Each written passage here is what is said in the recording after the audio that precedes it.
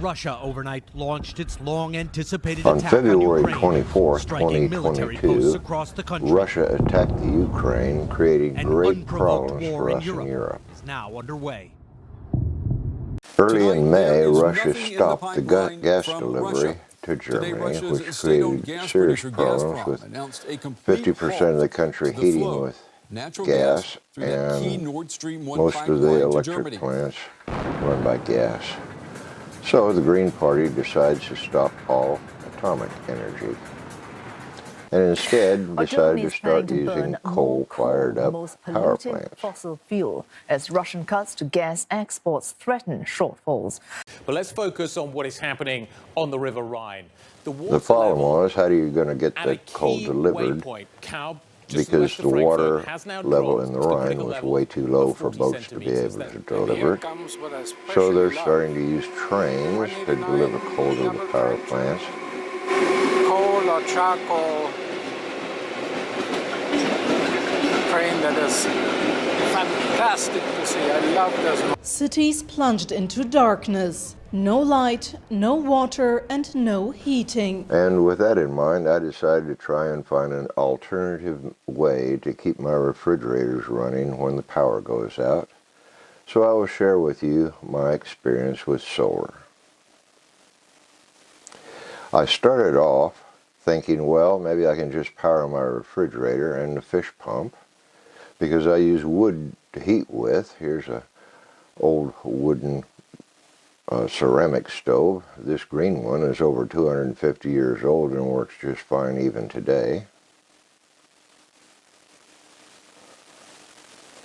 Supplies of electric heaters, but with the electric prices expected to soar to over 1,000%, I thought, well, maybe I can just use some of this electric in the house for a little bit more than what I thought. So I started off with 2 solar panels here on the wall you're looking at, and built a battery bank, and then decided to expand to 8 small panels with the solar batteries, 9 of them, giving me 940 amp hours of energy.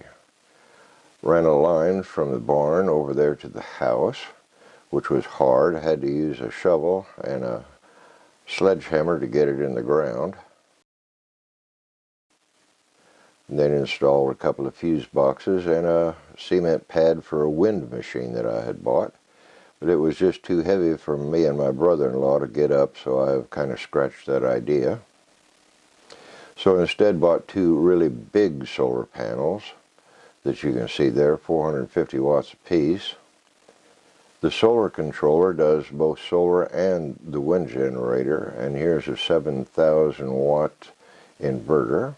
I have several meters, one to read the battery, one to read from the controller into the battery, one to read from the battery to the inverter, and also the power usage that I'm using at the time. This refrigerator and the 2 in the kitchen and this wall heater were my plans for solar usage. So I had to drill holes through the wall and get plugs put on the inside, which are different than the regular 220 plugs. So all I can say about this solar setup is, during cloudy weather it performs very, very poorly. But it does perform. In sunny weather, it's just great.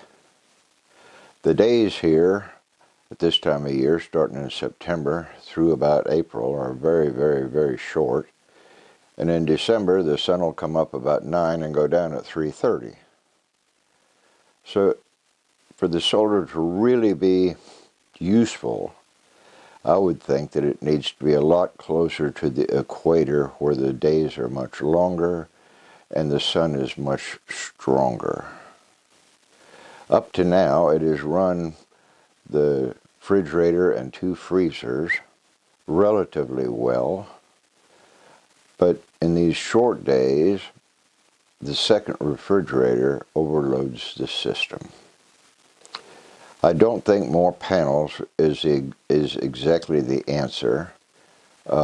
It has to do with the length of day and the sun intensity. But I also noticed that the more power that's being used, the more that it sucks out of the solar, the amperage increases greatly. So if your batteries are about full, it's not going to be adding very many amps into the battery as it would if the batteries are down. Like my system will draw, I've seen a maximum of 35 amps. Normally it's around 15 to 20. It generates, in these days, these short days, it generates just a little bit more than 2 kilowatts of energy, but the refrigerators and freezers use almost all of that up. So, I don't know what to tell you.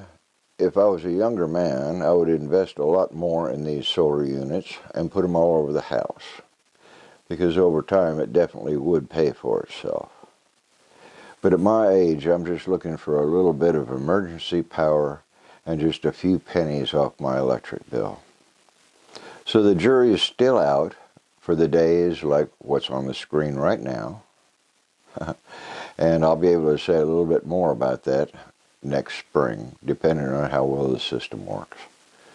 I believe that the addition of a wind generator or some other source of energy would be a great improvement, but with the wind situation here, we either have still days or hurricane days, and I'm just afraid that a wind generator would not stay up.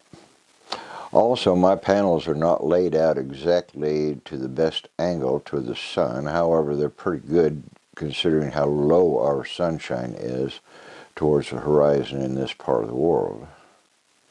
But the German government started giving away up to 500 euros for people to purchase balcony solar units that mount vertical, just like mine are on the wall.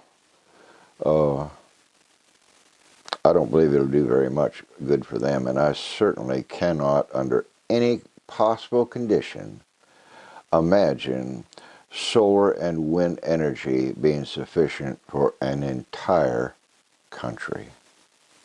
So the jury's still out on my little unit until springtime, and I hope you enjoyed the little talk over my solar.